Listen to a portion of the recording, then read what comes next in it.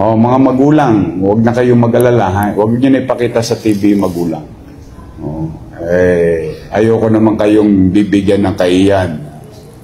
Ang kasalanan ni Pedro ay kasalanan ni Juan. Hindi naman. Alam mo naman niya, siyempre, naawa din naman ako. Baka pagdating sa Facebook, saka TikTok, kayo naman ang mabas. Sige.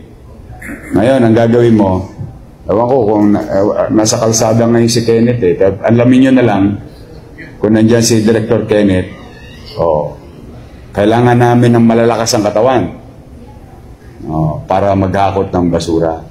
Hindi naman basura, like basurero tayo. Bagay, ayaw mo ba yun? Kahit basurero ka, pwede ka maging mayor? Totoo naman. Sayang. Ganda ng katawan mo. Magtrabaho ka sa gobyerno ngayon, taong gobyerno ka na. Mas maganda para sa dalhin to kay Kenneth today.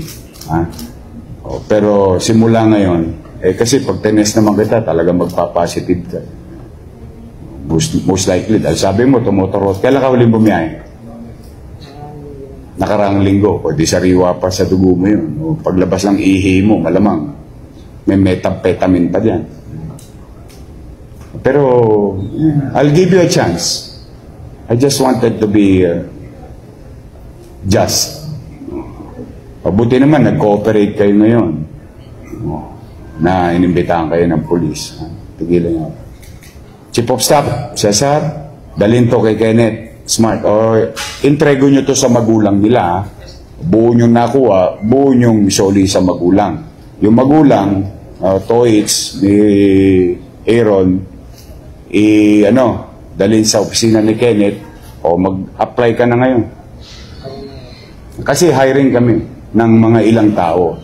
Hindi lang kami makapag-hire ng bulto-bulto kasi wala pa kami chapel. Pero meron kami kailangang physical o mga individual na willing maghanap buhay, magtrabaho. Kasi kailangan namin talaga maglinis sa Manila. Wala nang basura sa kanto, no? Sa Kapulong. Ubus na, no? Ubus na. Tambak kasi doon isang linggo, di ba? Ngayon, malinis sa Kapulong. Noong isang gabi kasi, dumaan ako sa Kapulong, marami pa eh. Ngayon, wala na. Sige, mag-iingat kayo. Basta mahal kayo ng gobyerno. Sa totoo lang, mahal kayo ng gobyerno. Ano lang talaga na, hindi naman po pwede yung may mapeperwisyo. Ha? Pakis nga. O konyat na lang. Hindi na. Sige, ingat kayo. Ha? Sa magulang, ha?